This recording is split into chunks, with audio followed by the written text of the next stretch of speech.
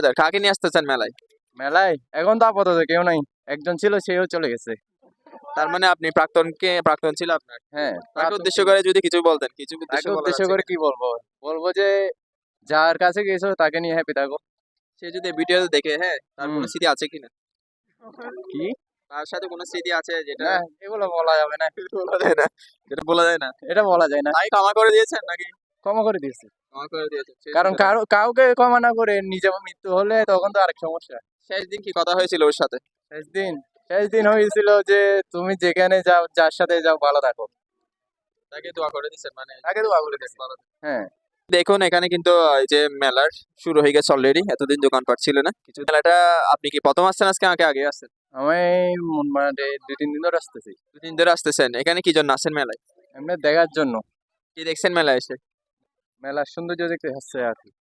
কেমন লাগছে আপনার এখানে এসে?